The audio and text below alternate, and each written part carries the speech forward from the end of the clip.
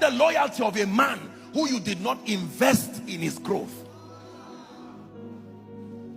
Are we together? One man one day saw me and called me son. I said, no, I respect you, don't call me son. That name is an expensive name. What investment did you bring in my life that you want to call me son? All these people who just because you are older than me does not mean I'm your son. I must acknowledge that I'm your son. What investment did you make in my life? People just claim success and bully you and say, look, no, sir.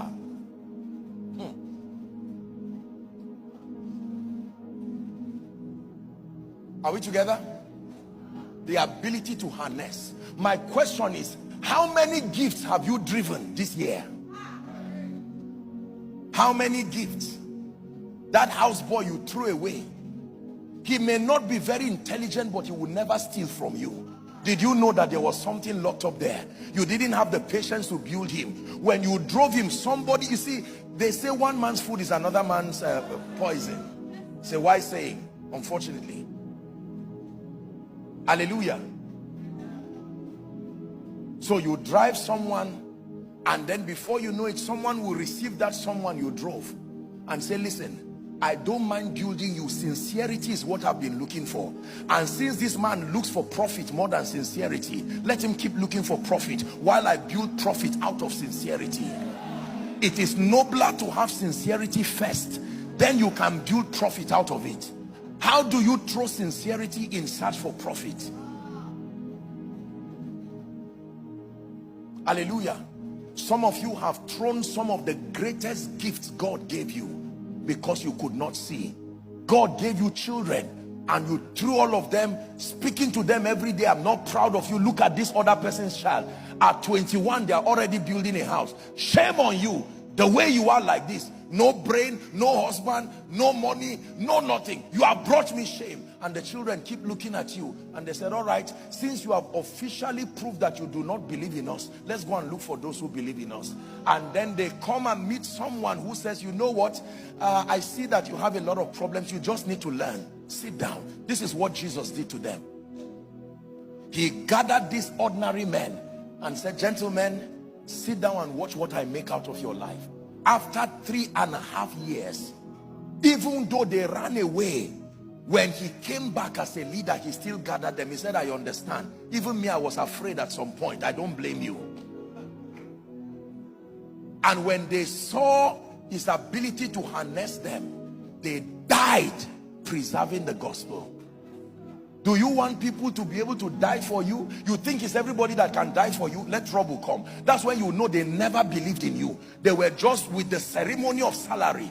They never believed in you. Many leaders today are pained because they did not invest in people. They only recruited people. Beyond recruiting, you see, I run my life organizationally speaking and ministerially speaking. I turn everybody under my care. It doesn't matter whether you are coming as an employer or you are coming as a son, as a daughter. It does not matter. I give them a family mentality so that beyond money, they know they are stakeholders in this vision. I invest in them beyond what they receive.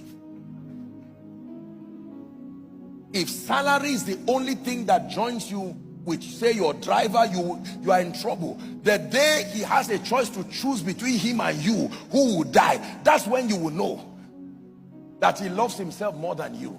It is amazing how we magically believe as leaders that just because people say daddy, mommy, automatically they are loyal to you. Loyalty is an expensive product. You buy it with years of investment, not inheritance. Are we learning this morning? Yes, sir. I once met a gentleman, true story, I think 2 or 3 years ago. I met him. I had preached years ago in their university, somewhere in the Northeast, and he got born again in that conference. Later would become the president of, I think, the FCS or so, and then had long graduated, set up a real estate company. And then one day, he comes to me, I'm done with service, seeing people. And he says, can you remember me? So I said, not exactly. And he tells me that story and says, today God has helped me. I own a real estate company. I just brought something to come and tell you thank you. Don't be annoyed. That gentleman, when he was getting saved, he did not look like it.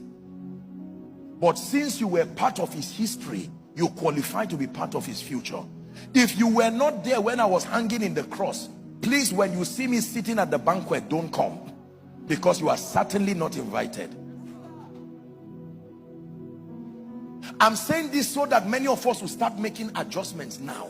There are people you need to call to say, come, I can still work on you. Come back, come, I can work on you. You are very hardworking, but I see that this tendency for stealing, okay, let's work on it. Go and fast for 3 days and come. You are here for business, but I will deal with this spirit of stealing. The ability to extract evil and separate it and keep the good is mastery of leadership. That you can see people and say, this person has this, this person has this. You see that now? And you are able to say, you know what? You seem to be a very dishonest person, but you are very diligent. Let's make an attempt to work on that dishonesty. Leadership is hard work at a governance level, because your first mandate as a leader, are we learning already, is to harness